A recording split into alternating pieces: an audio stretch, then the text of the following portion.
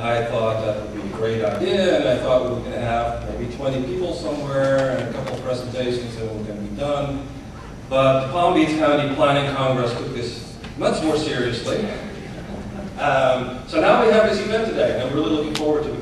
I think we have a very exciting program. I will not talk too long, except that I'm going to do two things which are both blatant self-promotion. The first thing is that I hope that all of you have in your handout an invitation to the John M. McGrove Lecture on Growth Management and Development. We've had an eminent scholar position for a long time, and we will now have the first lecture series. Secretary Pelham is going to speak on November 19th in downtown Fort Lauderdale. I hope to see you all there. The other thing is that we just received 10 scholarships for graduate students, and we're looking for really good students. So if you know some really good students, I hope that you will pass the word and tell them to apply. It's a really good deal. It's in your packets. With that, I want to introduce Kim Glass-Castro, President-elect of FAPA. Thank you.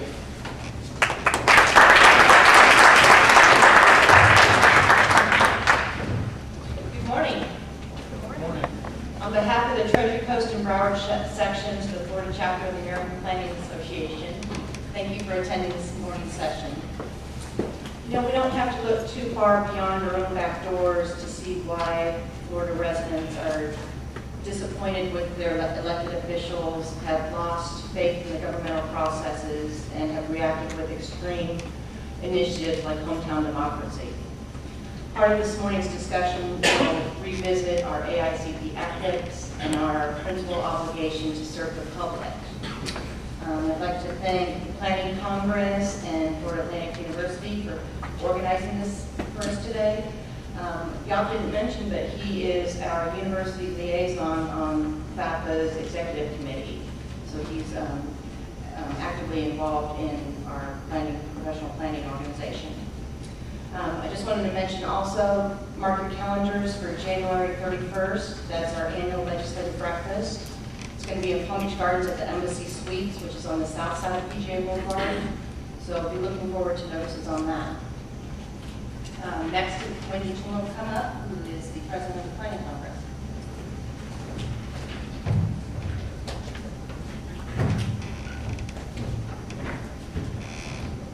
Good morning. On behalf of the Palm Beach County Planning Congress, I'd like to welcome you all and thank you for attending. I know it's pretty early for a Friday morning. We first began talking about this event over a year ago, and it's very exciting to see how it's all come together this morning. For those of you who aren't aware, the Palm Beach County Planning Congress is a multidisciplinary organization that was actually chartered over 30 years ago in 1975. It's composed of many different professionals, but they all have one thing in common. They're interested in the growth and development of Palm Beach County. For those of you who aren't members, we have membership information in the back, and we'd like to welcome you all to join. At this time, I'd like to give a special thank you to Frank Palin. He's also serving as our secretary this year on the board, but he chaired this event, and he is responsible for the success of it. I'd like to come on.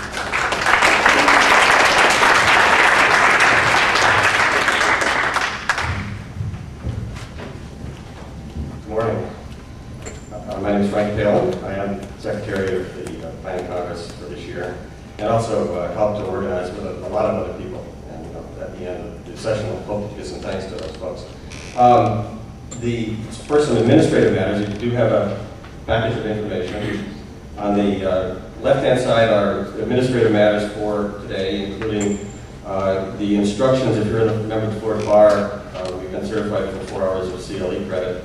And we found out actually just last night that the AICP has certified us for 4 hours of ethics for your AICP CM certification. And there's instructions in there how to follow up. But the AICP program is just beginning.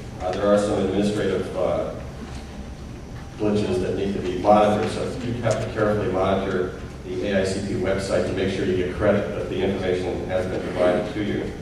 The theme for today is ethical challenges.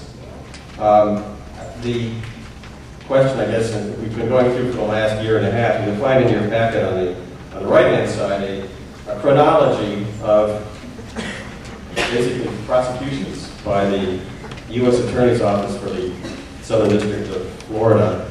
And you'll find it's, that those prosecutions are both public and private. There are private entities. They're not all in Palm Beach County. They include all of the counties in South Florida, including Monroe, Dade, Broward, and Palm Beach. There is a question then of how widespread this culture, I guess some people characterize the culture of corruption. In doing my research, I guess, for this workshop, I think it's probably better to say that there are many cultures of corruption throughout the United States, throughout the world. Florida is not exempt from those issues. But it's not just, you've obviously been hearing a lot about what's been going on in Palm Beach County, but these issues extend to the whole region and to our whole country, I guess. Abu Ghraib. I mean, there's issues dealing with the way our nation has ethical challenges. But I guess the question then becomes, how do we approach these kinds of issues? What we try to do is assemble for you, I hope, a balanced approach that looks at the issue from a number of different perspectives. We've looked at it from insider, outsider, in the sense of we've got some folks on our panel who are not part of this planning process, land use process, and those who are insiders. We've looked at it from both public and private sector, from an intellectual and I think from a spiritual perspective. It's a very broad issue of ethics. From an academic and from an applied perspective, and hopefully not only a serious approach but also some humor later on today, because humor is one way of communicating information, and hopefully we'll remember it if we have a little bit of fun with this too. I mean, the essence of professionalism is autonomy. I mean, that's one of the, I think, defining characteristics of being a professional, the freedom to choose. And if we have to have, we're not blue-collar workers on an assembly line in this business. We are professionals. We have an obligation we have to make choices. And when those decisions come to us, where do we turn for resources? On what basis do we make those decisions? Our hope is that, well, my hope is as we get older, we have some wisdom. I don't think that's necessarily the case if you look at that list of prosecutions from the U.S. Attorney's Office. Age does not equal wisdom. But we've provided some information resources, and hopefully we can give you some awareness that, I mean, we're all embedded in a system, or multiple systems. To the extent that I don't want to draw the analogy too closely to a dysfunctional family, but when you're in a dysfunctional family, you may not know that you're in a dysfunctional family because of the denial that goes on. And I think we have an obligation as a professional association to encourage awareness. And that's hopefully what we will be able to do today with our speakers. And so you'll have to make your own ethical choices. You can see from the list, some of those choices are bad ones. In retrospect, at least from an outsider's perspective, some people can choose to be a bagman for a political person. Someone can choose to be to clean up the mess or attempt to be a co-conspirator with other folks.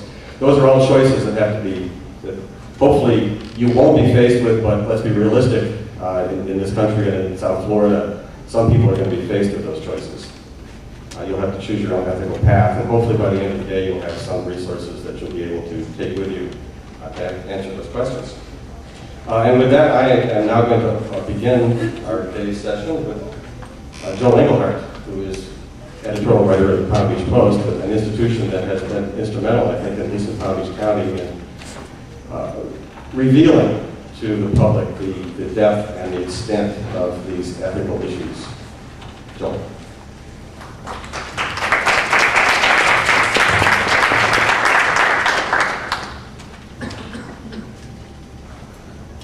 Thank you very much. Good morning.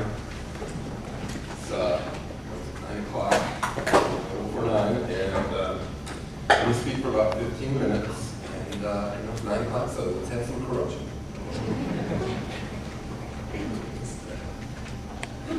Okay. Tony Mazzolati, Warren Newell, Jim Exline, Ray LaVerde.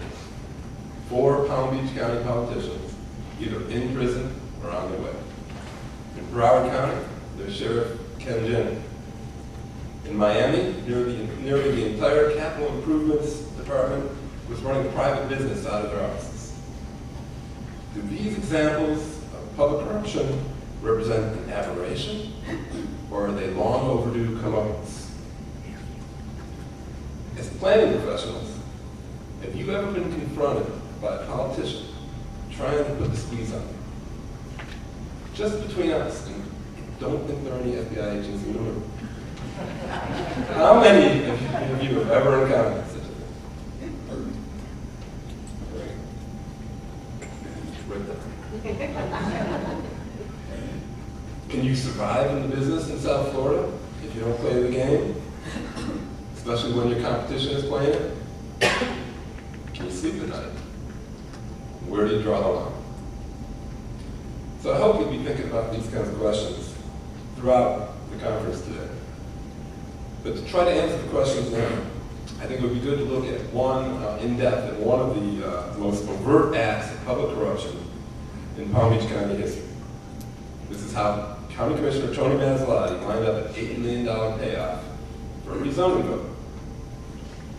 As we go through this, you can think about what motivated Maslotti, whether he took office specifically to exploit his power, to enrich himself, or whether he simply did what old-style politicians used to say, which is, I saw an opportunity and I took it. But also, as you're thinking about Tony Maslotti, try to identify with the landlord, the guy or the gal who was looking to make a deal, trying to abide by the law, but convinced that the only way to do business was to keep the politicians happy, to do whatever they wanted. The landowner knows if he doesn't do it, his competition will, and he'll get nothing. But if he does do it, the payoff could be unbelievably large. In this case, $300 million. Would you been able to tell Tony Maslotti, no, hell no, and risk a $300 million deal? Would you have called the FBI and won a wire? Or would you have given in to persistent, clearly crooked county commissioner, convinced that it was the only way to conduct business, and you'd probably never get caught? The Maslotti deal started with the landowner, Palm Beach Aggregates, wanting to put 2,000 homes on 1,200 acres out in central west side of Palm Beach County, out past Wellington and Wall Palm Beach, and the acreage near what they call 20 Mile Bend. The commissioner told the landowners that his brother, Paul Maslotti, needed some land for a manure composting operation. And in the testimony, Enrique Tomu said that I blew him up. I wouldn't have anything to do with it. But Tony Maslotti was persistent. And one day, Paul Maslotti shows up at Enrique Tomu's office and says he wants to look at the land. And Enrique ended up testifying that they hit it off. They got along great. So Enrique agreed to sell Paul an option on 60 acres on this 1,200 acre piece for $100,000. Paul assured Enrique that Tony had nothing to do with it. So at that point, it was really the moment of truth for Enrique Tony. What did he do? Does he tell the commissioner's brother, take a hike? The politician, Tony, had massive leverage over him, not just on this rezoning. This landowner had another deal pending, one for a power plant that's worth $40 million to him. And Tony was threatening to kill it. Mr. Tomu testified later that he wanted nothing to do with Tony Maslotti. He's a liability. He's baggage, he testified. If you had Tony on your side, you lose 3 other commissioners. It's a bad deal to have Tony involved. I wasn't dealing with Tony. Sure he wasn't. The idea that Tony was being subtle, or that he wasn't involved, was a joke. The landowner had a decision to make. Should he call the FBI? There is another case of a landowner in Palm Beach County who called in a private investigator and tailed Tony Maslotti for a year and built up a case and fed the FBI and who knows who else. And somehow this investigator also tailed a county commissioner, another county commissioner, for 2 weeks. That county commissioner was not happy about being tailed when it finally came out in our paper. And when this developer came forward for a big deal, that county commissioner was not going to support it. So calling the FBI, calling in a private eye, that doesn't always work. And maybe he should just go along. You know, he could find a way to justify the decision to allow Tony to hold a little bit of his property and maybe make a deal. Because, you know, he could really use the compost. He had a lot of land, and it was full of sand, and he needed to plant stuff there, and it sounded good to him to have compost, so he decided to play ball. He granted Paul Mazzalotti the option.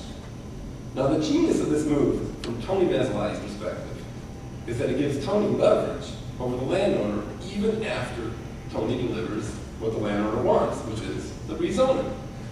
The guy can't say, well, you know, thanks for your help. There's still a piece of leverage. And Tony worked really hard to rezone the land. You know, talk about an inspired county commissioner. He put in overtime, twisting arms, coming up with arguments to convince first one legislative body and then his own that the county would benefit from the rezoning, and he succeeded. For government workers, a politician with this kind of profit motive can be irritatingly this kind of property motive, he can be irritatingly insistent on getting his way, even if that means throwing out professional athletes. So as a government worker, how do you manage to do what is right without so upsetting the politician that he goes after your job, which Tony would have done? Do you go to the FBI? Do you go to the newspaper? Just as a private push for the newspapers, it's important to remember that confiding in the local beat reporter is an important opportunity that gives you some leverage against a corrupt politician, because it creates a record. You can say, remember when I told you about that? Well, look what he's doing. He fired me now, because that reporter will know all about what you were doing. And maybe it'll get in the paper, and politicians don't like that kind of publicity. Time passed, and the landowner entered into a contract to sell the property that was rezoned for $300 million to Lennar Homes. But there was just one catch. Paul Mazzalotti still had an unrecorded option to buy 60 acres right smack dab in the middle of the property. Now, if there's any doubt about Tony's involvement, all pretenses were dropped. Tony invited Enrique Tongu on a shopping trip. They drove up to Brevard County to look at real estate, and they found a piece of land near a highway interchange that Tony wanted in exchange for giving up the option, his brother's option. The price of the Brevard property was $7.7 million. Mr. Tongu's job was to buy it for Tony Mazzalotti. To keep nosy reporters and FBI agents from knowing about it, the landowner bought the land under a corporate shell recorded in a lawyer's name. The lawyer, by the way, was paid $800 an hour, which was double his usual take. Do you think he was conflicted? A few months later, the lawyer transferred the corporate shell to Tony's lawyer, and there you go. The commissioner was $7.7 million richer. Everything was great for the Palm Beach Rose story. The FBI followed the document trail. The housing market crashed, and Lennar begged out of the deal. An arbitrator sided with a homeowner and ordered Palm Beach executives to repay Lennar their $70 million down payment. Mazzalotti was indicted. He pleaded guilty and was sentenced to 5 years. He's serving time right now. And he had forfeited the Brevard land at the feds. So you can see how an innocent favor for the trusted brother of a county commissioner can be the ethical dilemma that can make or break your reputation. If you say no, you're going to lose the commissioner's support and your chance at a $300 million payday. If you say yes, you could end up under the glare of federal prosecution, or worse, in prison for bribery. Mr. Tongu avoided prison by answering the Fed's questions and helping to put Tony away. How close they came to charging him may never be known. So now we know the price of crossing the ethical line for at least one landowner, $300 million. It was just a matter of chance that the commissioner got caught and the deal collapsed. That's just one type of ethical dilemma, the most blatant because it involves clear criminal behavior. If that's not the norm in a county or a city as a landowner, it's not hard to get to go along. The only way to change that behavior is through exposure. Shouldn't Enrique Tongu have exposed Tony Mazzalotti? What if a county planner smelled this thing from the deal and tipped off his supervisor, or called the police or the newspaper? Politicians can't survive that kind of scrutiny. Wouldn't that put an end to Tony's ugly reign? But too often it's too hard to rock the boat. People are afraid of the repercussions, and it's all too easy to play along. Now, a less clear-cut violation of the law can also add up to an ethics violation, an ethics problem. Palm Beach County commissioners have been told they no longer should use their good names to raise money for good causes. Too often, the contribution is just another way for developers to keep a politician happy. Should politicians be putting the touch on landowners for their favorite charities? Should they be creating charities, say a film festival, and then asking builders to write a check? Should commissioners ask people who depend on their vote to sponsor a table at a charitable event? State law says commissioners shall not solicit from those who appear before them. It draws a line at campaign contributions. Of course, candidates are free to ask developers to contribute as much as they can. But for a good cause? No. Commissioners in Palm Beach County have been told to back off charitable solicitations. The reason is simple. It's too easy to keep going back to the same old problem, the same old people with business before the commission. These people are already under pressure to finance their political campaigns. They're being asked to pay for good causes and often commissions get political capital from doing a good deed. And it can come back to haunt politicians. Commissioner Karen Marcus faced state ethics scrutiny for bringing the owner of Palm Beach Aggregates, Enrique Tillman's late partner Sam Klein, to a churro museum in her district. She says she didn't know that he later donated $50,000, but it sure didn't look good when she met with Mr. Klein before voting to rezone his land, the same rezoning that got Tony in trouble. Did Commissioner Marcus line her pockets like Tony Mazzalotti? No, the money went to a good cause, churro museum. Did she get the political capital out of it? Probably not a whole lot. She had already helped steer $1.5 million of county money to that museum. And that museum could have made its capital campaign without the $50,000 from Sam Klein. But then again, why do you think Sam Klein gave the money? The whole experience came back to haunt her because Mr. Klein had business before the commission. So I hope today you start thinking about what you would do if the only way to get your project approved was to pay off a corrupt politician or to help them out as a government landowner. The corruption probes in Miami-Dade, Broward, and Palm Beach County show that far too many politicians are simply in it for the money.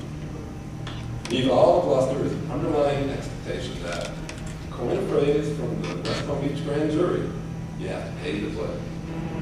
Despite the resignations and prison terms, it's wishful thinking, I'm sorry to say, to believe that those days are behind us. Thank you very much.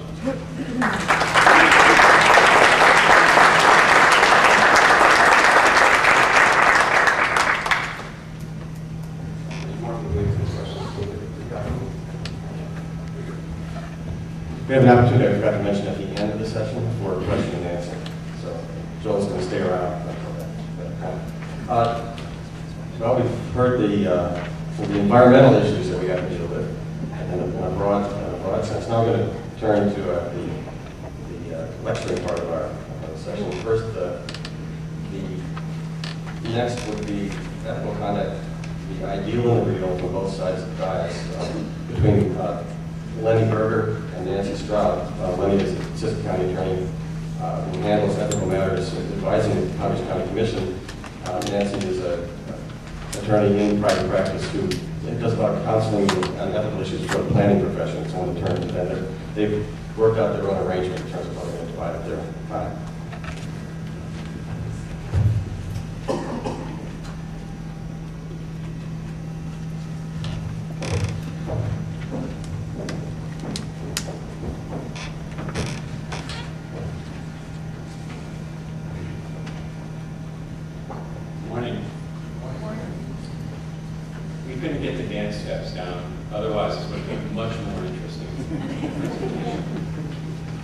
What I'm here to talk to you about are the ethical laws that govern public officials.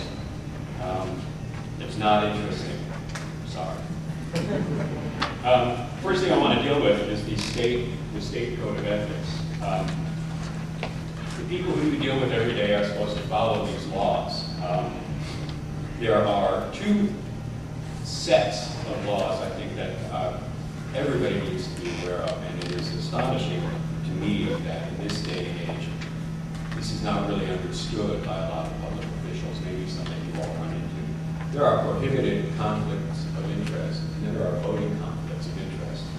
Prohibited conflicts of interest are the kinds of conflicts that can't be avoided by simply abstaining, by handing over the gavel, by leaving the room. These kinds of conflicts are sort of status offenses that simply can't exist. prohibited conflicts have two subdivisions as well. The first one I like to call common sense regulations.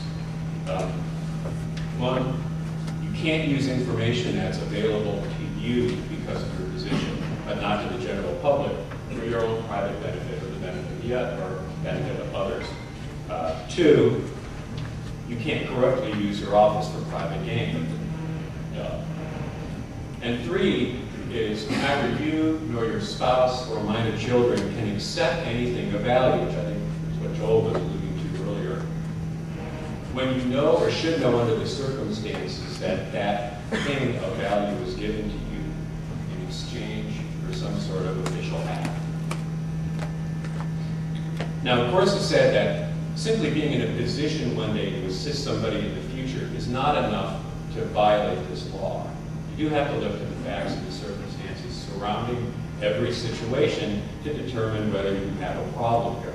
Now, I call these common sense regulations because I think almost everybody with a good conscience ought to be able to navigate these fairly simple laws. And I also like to think that despite what we're going to be talking about all morning, that there are still an awful lot of local officials that have a good conscience.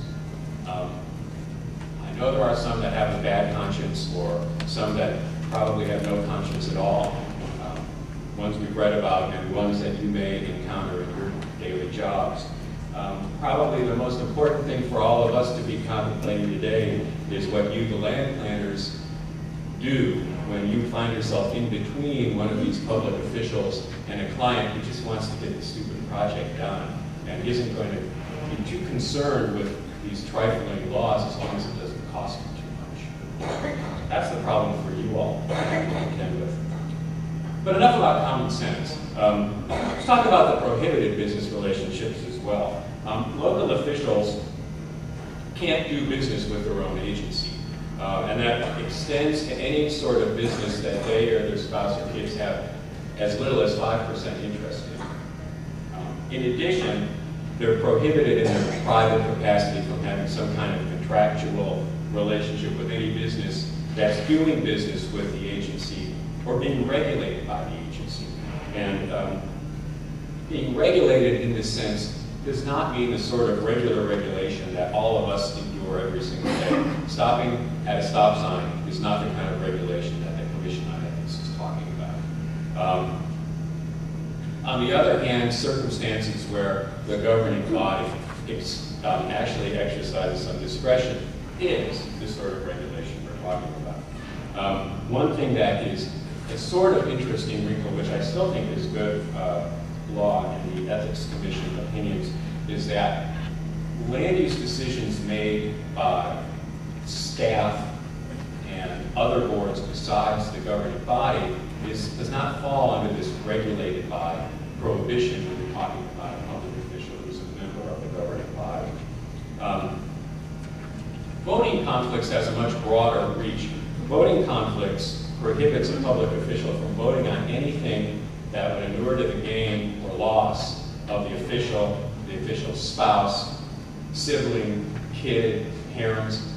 Essentially, it would help deal with this law if you're an unmarried, childless orphan. That narrows the class considerably. Otherwise, you really need to be aware of what your family is doing. The term special private gain is what the law uses here, and that also is a term of art that's been bandied about of it and is used a lot in land use kinds of issues. It's not a public official's special private gain, for example, if he or she owns a handful of acres in, say, a 20 or 30,000 acre area that's subject to a land use change. If the size of the class is so large that everybody's being affected the same way, that's not a voting conflict. There are obvious situations where you can see, however, where you would have a problem when you're dealing with a project that perhaps neighbors a public official's property where it might benefit them through changes in value. Obviously, this is a whole lot of law in a very, very, very tiny nutshell. There are a great deal of exceptions to these laws. There are volumes of Commission on Ethics opinions that have been printed, some that you might find really surprising if you take the time to read them. It's beyond the scope of the small amount of time that I have to share with you today. But in my exhaustive materials that you don't have, there is a website that I would encourage you to look at.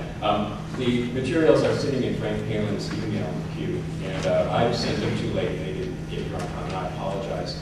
But I think you can contact Frank and they can get emailed. But there are some resources that I encourage you to look at. Also, the Commission on Ethics is a really solid body up in Tallahassee, and I really encourage you to call. There are people there waiting. Operators are standing by. If you have questions, they're there trained to answer your questions, and they're very, very helpful. Rest assured, if a public official says it's an exception to the law to hand over a sack of money in exchange for a vote, that they're lying to you. Otherwise, for more complete details, look at some of the materials if you care to, or contact the Commission on Ethics or visit their website. The other thing I wanted to touch on quickly today was the Federal Honest Services Law. It's been getting a great deal of press. There's such a thing as a celebrity statute. I suppose this one might be it for the day. When the former Commissioner Mazzalotti was charged with these crimes, people stood up and were stunned that such a law actually existed. But it's been around quite a long time, and it came out of the mail fraud statute. And I suppose the thing that gives people most pause is that it's called the intangible right on the services. And it's sort of disturbing to think that something intangible can land you in jail. As we sit here today, bad karma is not a federal offense yet. But the reason it's called intangible is because it came from the mail fraud statute. It's been around since the 1800s, which essentially says you can't cheat somebody out of their money or their things by using the mail. Money and things are tangible. What we're talking about here is not. What happened in a lot of cases, especially approaching and into the 70s and 80s, was that federal prosecutors decided that it needn't be a tangible offense to fall under this mail fraud statute. I have a perfect case to explain this to you. It's representative of the ones that were going on. In 1974, and this is called U.S. versus Isaac, and again, the site is in my fantastic materials that you know. In this case, the governor of Illinois, Otto Kerner, and Mr. Isaacs, who ran the Department of Revenue, favored certain horse racing businesses with certain political decisions to help them out in the state of Illinois. And in exchange for this, Mr. Kerner, the governor, and Mr. Isaacs got stock in their business. Well, the argument in court was, well, look, we didn't misrepresent anything to anybody, A, and we didn't cheat anybody out of any money. So where is the fraud and the swindling here? As a matter of fact, while this case was going on, their attorneys demonstrated that the horse racing industry made more money than they ever had in prior years. So heck, where's the fraud? Where's the swindle? Where's the misrepresentation? Hey, everybody's making money, the governor says. What's wrong with me getting a little piece of the action here? I'm sure you guys have never heard that before. Well, here's what the government officials said. They said that people like the governor have a fiduciary duty, a higher duty to the people of the state, and that they suffered the loss of the governor's loyal and honest services. You know, this is not the people's money, it's not the people's property, it's this intangible right. That's where this language came from. It was widely used until 1987, where a later case went all the way to the U.S. Supreme Court, and they said, folks, this is the mail fraud statute. You can't use this to extend to intangible kinds of deprivations. And so they invalidated the theory. In 1988, Congress liked this so much that they went ahead and added to this statute a section, which again is in my materials, that says that any scheme to defraud people in the mail fraud statute, the wire fraud statute, the bank fraud statute, includes a scheme to deprive another person of their intangible right to honest services. You don't have to prove any kind of actual misrepresentation or any kind of loss of money to carry the day in a case like this. Fines can go up to $1 million and the sentence can be 20 years. It is still a little alarming that an intangible right can get you into this much trouble, but it has certainly been a very useful tool. Well, the big question is anybody safe? The 11th Circuit Court of Appeals, which is the court that handles federal appeals in the state of Florida, has said, well, look, other courts may say that to win a conviction in a case like this, you have to show some underlying state law violation. The 11th Circuit says you really don't have to. But I'm here to tell you that it's pretty darn close. What I want to close with is just a couple of cases of local interest that you all may recall. The Honest Services Law isn't brand new here, it's been around. And I'm doing this to show you that really if you have a problem with the federal Honest Services Law, you have a problem with the state code of ethics anyway.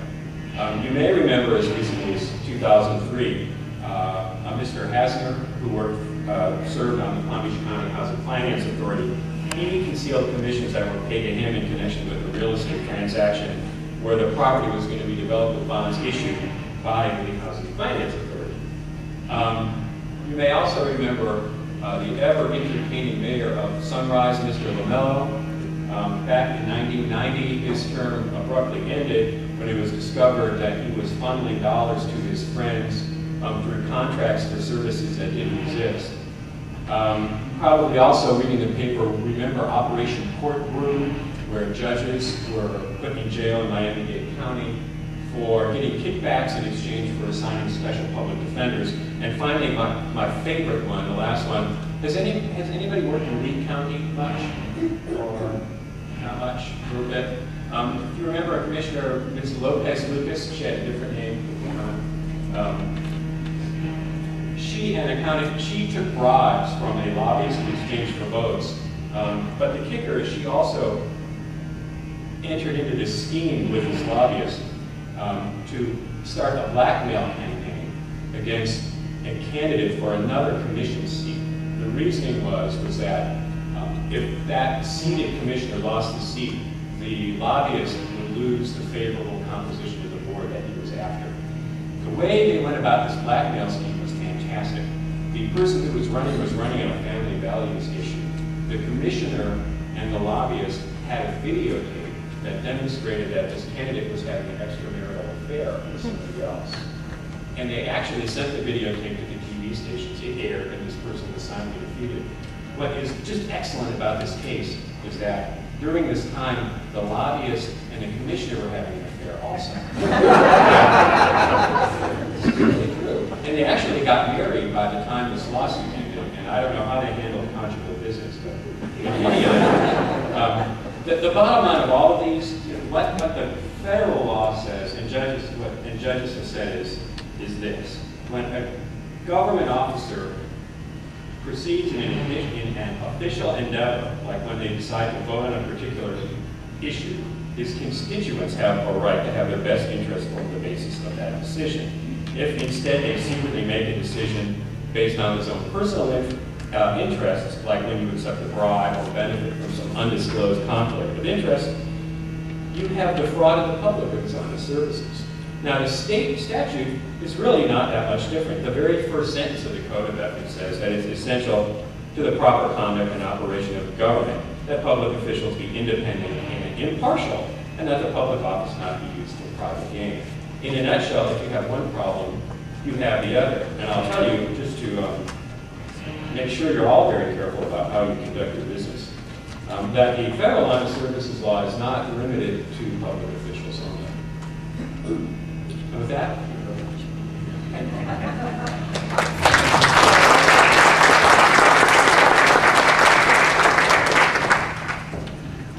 thank you, buddy. I need a few technical aids, so with the assistance of Mr. Ross. Okay.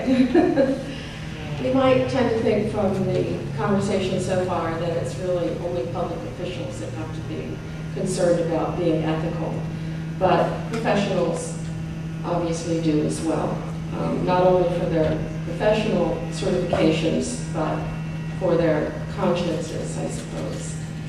So what I want to talk about today is the Code of Ethics for planners. There are basically two types of codes for planners. One, in the next slide, we'll see, has to do with aspirational principles, which are applicable to planning commissioners, to citizen planners, to anybody who holds himself out as a planner. And then there are the rules of conduct, which are for planners who've been certified by the American Institute of Certified Planners. And the aspirational principles, as they are labeled, are principles that planners are to aspire to try to be good, but there really are no ways to hold planners accountable under those aspirational principles. Under the rules of conduct, if you become an AICP certified planner, then you are accountable. And the rules of conduct, which were revised in 2005 after about a 4-year process of study, look very similar to the rules of conduct, rules of professional responsibility for attorneys, and are patterned very much after those rules. So one of the benefits of becoming an AICP, many of you in the audience are AICP, is that you are held to a higher standard of conduct and are held accountable, in that you can be subject to sanctions if you were found to have violated any of those rules. Next slide, please. Of course, aspirational principles and rules of conduct of your AICP are not where it stops. State law regulates certain professions, not planners yet, but other folks involved in planning, engineers, realtors, attorneys, of course, architects. And there are, if you are a public official, if you're a planning commissioner or sit as a public official, of course you have state law applicable that Lenny was talking about. And then, of course, you always have your conscience, if you have one, which is the bottom line.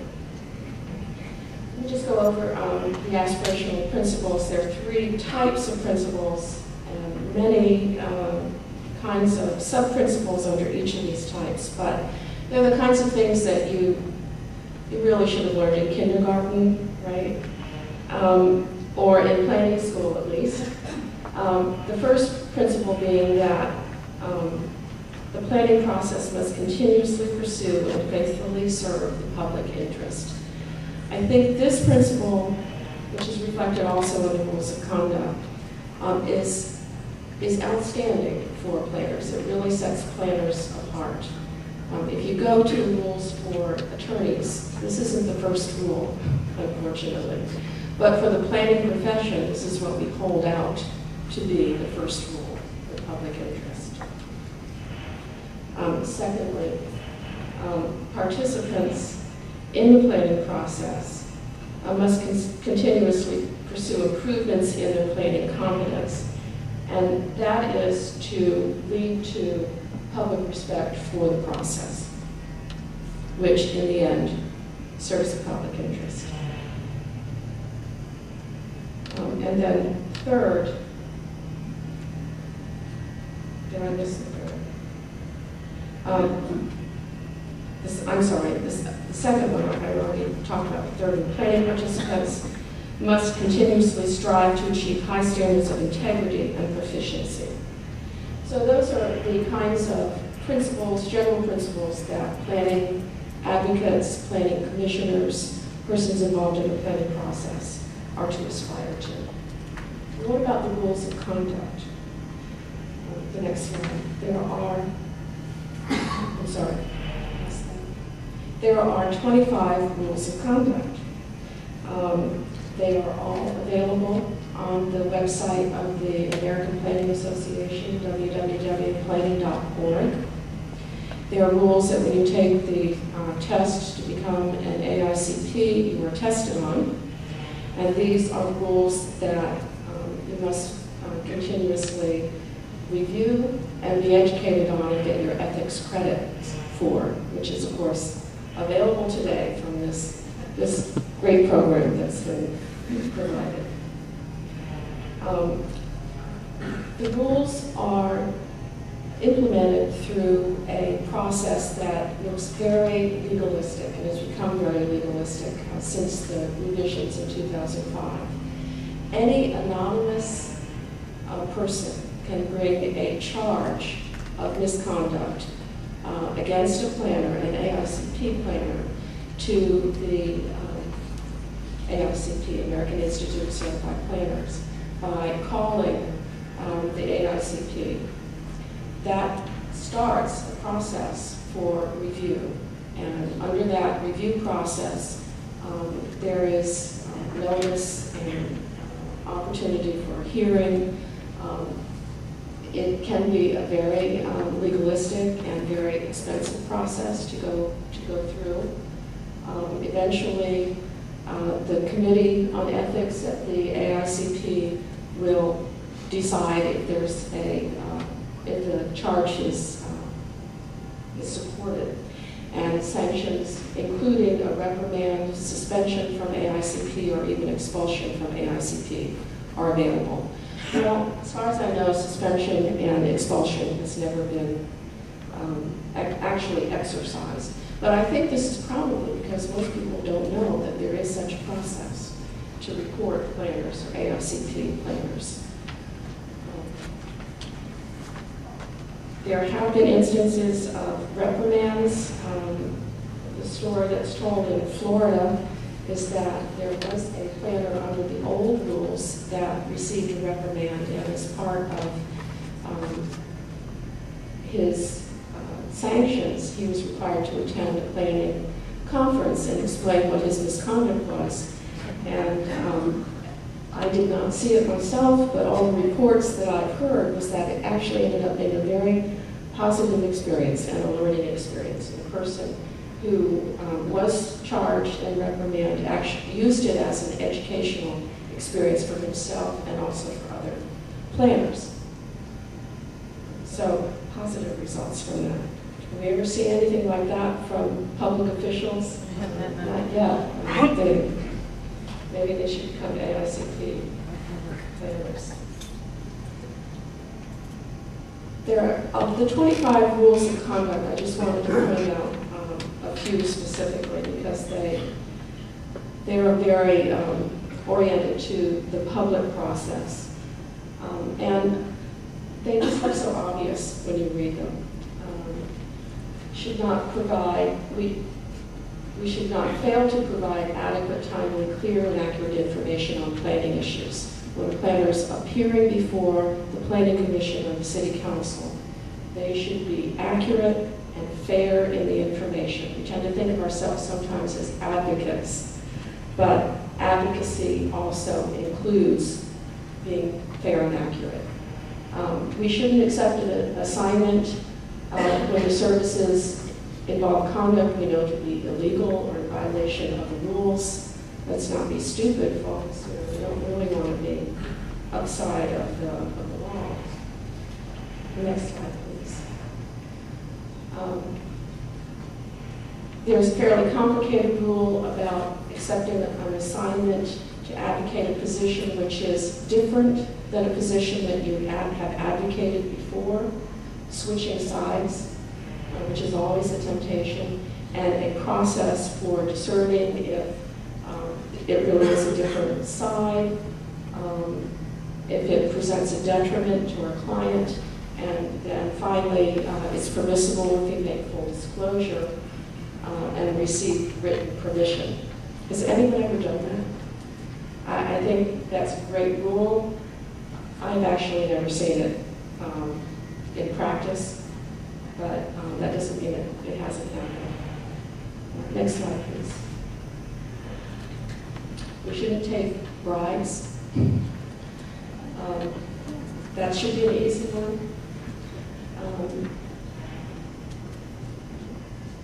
We shouldn't have direct financial gain from work on a project. Very similar to the kind of public official conflict rule, except if the client, after full written disclosure, consents in writing to the arrangement. I do know that this does happen. And it should be followed. We should keep confidences, not used for a personal advantage or subsequent client information gained in a professional relationship. And there's a process for if we think that there may be confidential information, how we can disclose it. This is why you should go to the planning site and print these out and keep them, with your professional papers so that you think about these processes and try to follow them in your conduct. Next slide. Again, going back to the public interest, we shouldn't use the power of any office to seek special advantage, not in the public interest. The next one. And we should not fail to disclose the interests of our client or employer when participating in the planning process. This has a name on it. Can anyone guess the name of this? We shouldn't conceal the true interests of our employer. If Mr. Mazzolati were AICP, this would have been a no problem. Next. And again, this is where you can go to get these aspirational principles and rules of conduct and take them to heart. I do have a moment to make a comment that Lenny and I just briefly talked about when we were preparing for this program. And since we didn't have the hour that we were prepared to do a skit, Joel Engelhardt mentioned what might be sort of the gray area for commissioners who steer charitable contributions to their favorite charities. I think there's a similar kind of circumstance that has become more and more common, that planners really are challenged. The Daily Business Review ran a couple of articles last month about the circumstances in Dade County, which have become very common, and that is where a project comes before the local government, and neighbors are very upset about the project, and in a series of negotiations with the developer, obtain some sort of cash payment or some change to the project that directly benefits the neighbors. This has become a kind of business in South Florida, and it has actually come up, I think, to Palm Beach County and over to the West Coast. And I think it presents a kind of questions to planners who are involved in that about whether the interests of the neighbors are genuine public interests or interests that need to be taken care of, whether circumstances of development projects are really opportunities like personal injury suits for planners or lawyers to actually go out and find challengers, which I know has been found, and what kind of ethical concerns that brings up. I think we're going to see more and more of that. And I know that one result has been a number of local governments trying to require developers to disclose when they've made payments or contributions of some sort to neighbors, to at least get it out in the public, for full disclosure, so everyone can see what is happening and see if there is a public interest involved. So just bringing that up, if we have time to discuss it, I'd be interested in your reactions. Thank you.